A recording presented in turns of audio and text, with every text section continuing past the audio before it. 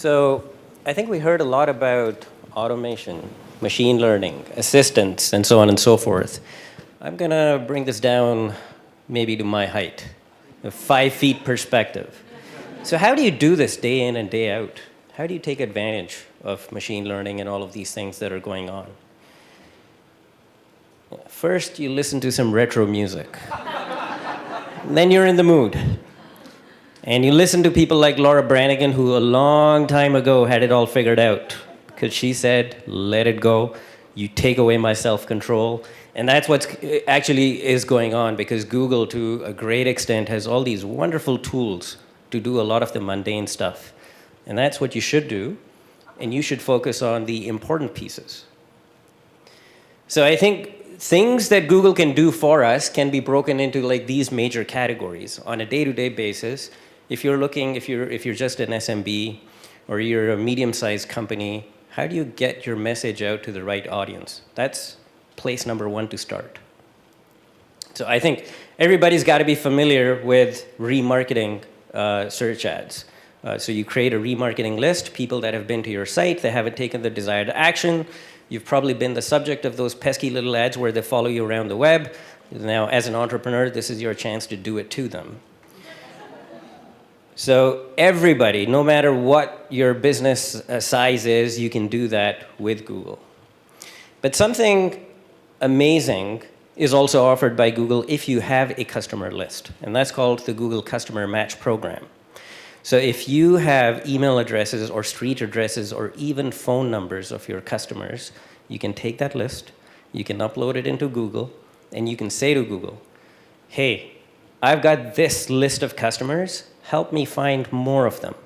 As of today, that ability, that functionality to do a lookalike, which is what Facebook calls it, on Google, you can only do that lookalike on YouTube and on Gmail search ads. But it's coming soon to search as well. So that is something you should watch out for. Also, when it comes to customer match, there's the ability to do similar audiences. So you can, and which is basically that lookalike function. I think in addition to that, the other big thing that's coming to paid search probably this year is the ability to define intent audiences. So if you've bought any display media on Google, you know there's something called in-market audiences. And in-market audience is basically Google saying, here's a group of people, and they're interested in whatever you're trying to sell. And that traditionally has existed only on the display side.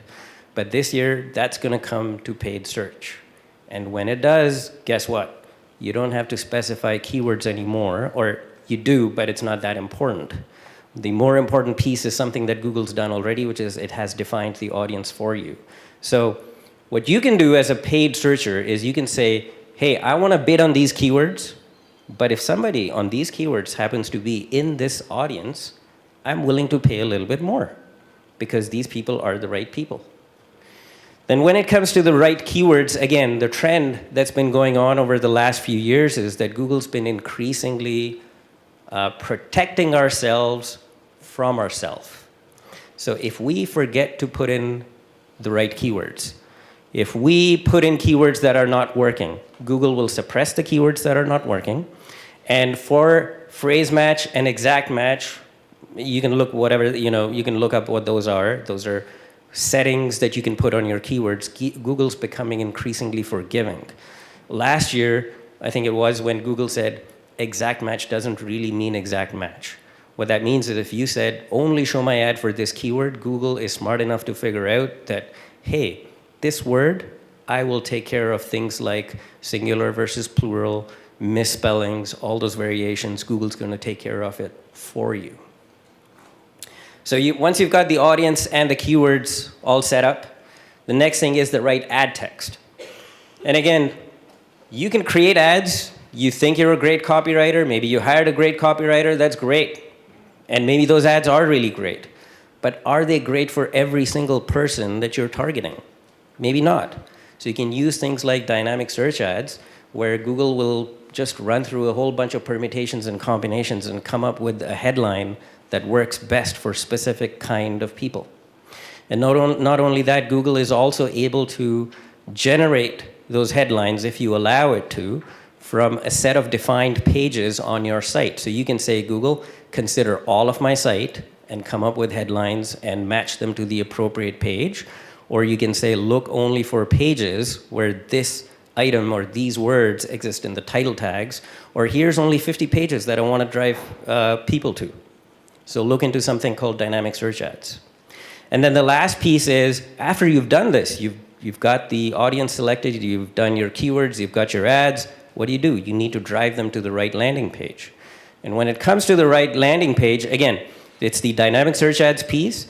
Also look into something called Google Optimize, which is a free A/B personalization / testing tool, where you can, there was an integration announced between AdWords and Google Optimize, where you can say, if somebody comes in from keyword XYZ, I want the page to be reconfigured in a certain manner so that the intent of the people that that are coming in from a specific keyword, I want to surface the content of whatever they're interested in right at the top.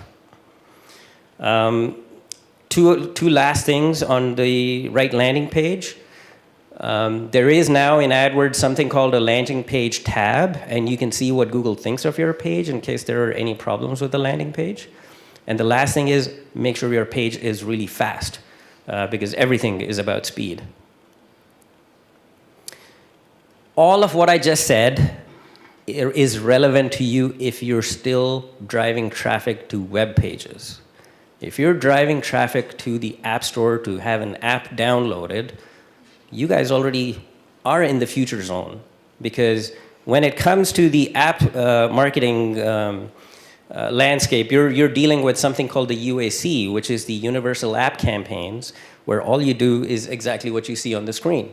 You upload a few images, you upload 4 lines of text, you say, here's the link to my YouTube video that talks about my app. Okay, Google, you're off to the races, and Google takes care of everything. Notice that you did not actually pick any keywords as such. You just provided 4 lines of text and some supporting assets. So the reason why UAC is ahead of the curve is because obviously it was built much later. It didn't have to deal with all the legacy issues of how the marketers were dealing with driving traffic to websites. So if everything is automated, if all of this stuff is automated, what are we supposed to do on a day-to-day basis? Apart from watch soccer and cry, right? And that's what I do, you know. I look at the genius of Pep Guardiola and what he did to Man City, and I cry because it's so beautiful. So his philosophy is to build out from the back. You take the ball, you don't punt it long, you give it to the defenders, and they build the attack from the back. And that's exactly the same is true when it comes to internet marketing. So you take everything that Google has done, all the tools it has provided us, because if ad campaigns work for us, we spend more money on Google, and that's good for Google. So it's a win-win for everybody. And what you do is you as a marketer, you deal with things like this. Make sure that your page actually sells. It sells well, exceedingly well. Make sure that it actually loads fast, because people don't waste around. They don't wait around. Make sure that you have more than one way for your users to check out. Everybody doesn't want to provide information over the internet. Maybe somebody's okay with just downloading some kind of a lead or something.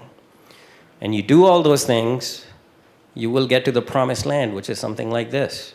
So in our case, whatever our internal blended approach to a whole bunch of multiple KPIs is, we did many of those things, and over the course of a year and a half, we were able to hit half of what we are prepared to pay for some leads that come in through paid search. Thank you.